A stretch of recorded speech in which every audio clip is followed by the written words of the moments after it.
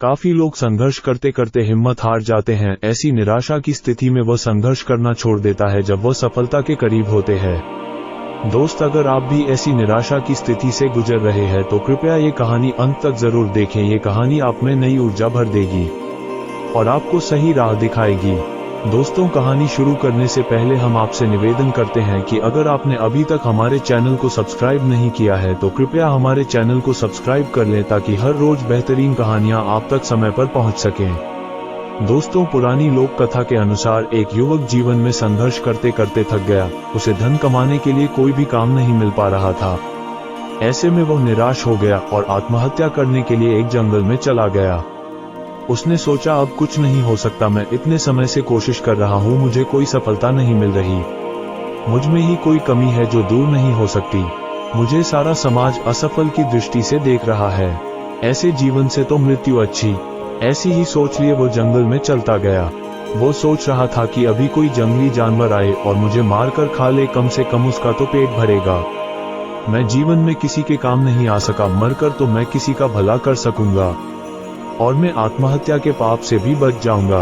वो सोच रहा था कि क्या करूं, कुछ भी समझ नहीं आ रहा। नदी में कूद जाऊं, यहाँ आसपास कोई नदी भी तो नहीं है।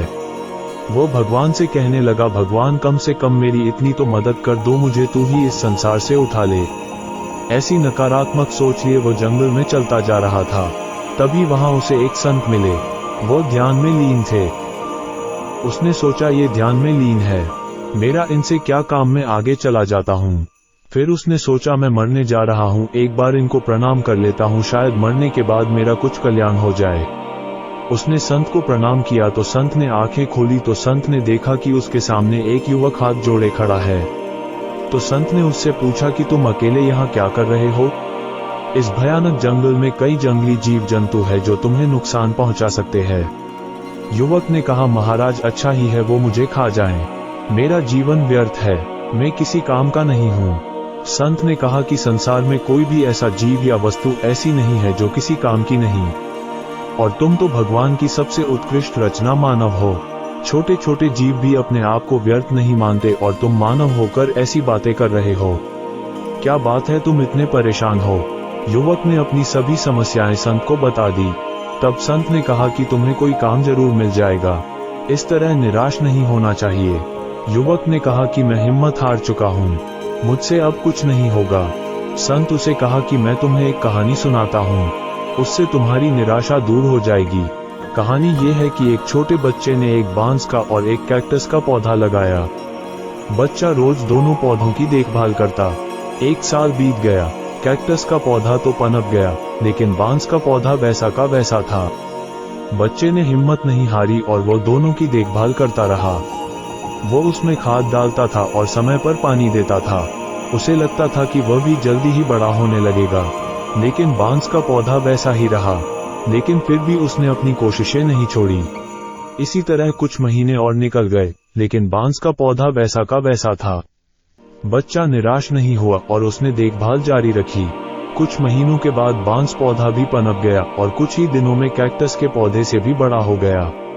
दरअसल बांस का पौधा पहले अपनी जड़ें मजबूत कर रहा था, इसीलिए उसे पनपने में थोड़ा समय लगा। संत ने उस व्यक्ति से कहा कि हमारे जीवन में जब भी संघर्ष आए तो हमें हमारी जड़ें मजबूत करना चाहिए, निराश नहीं होना चाहिए। जैसे ही हमारी जड़ें मजबूत होंगी, हमारी तेजी से हमारे लक्ष्य की ओर बढ़ने लगेंगे। तब तक धैर्य रखना चाहिए। वह युवक संत की बात समझ गया और उसने आत्महत्या करने का विचार त्याग दिया। युवक ने धैर्य और समझदारी के साथ फिर से कड़ी मेहनत की और सफलता हासिल की। इस कथा की सीख ये है कि हमारे जीवन में जब भी बुरा समय आए तो उसका सही उपयोग करना चाहिए।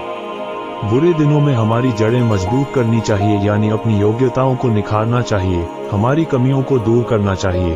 अगर कोई हमारी असफलता का मजाक उड़ाता है तो हमें उसकी बातों पर ध्यान नहीं देना चाहिए और अपना काम करते रहना चाहिए। दुनिया में जितने भी महान लोग हुए हैं उनका मजाक उड़ाया गया, लेकिन उन्होंने अपनी क्षमताओं को विकसित किया और सफलता हासिल की और अपनी योग्यता साबित की। जब हमारी कमियां दूर हो जाएंगी तो योग्यता निखरने लगेगी और हम सफलता हासिल कर पाएंगे।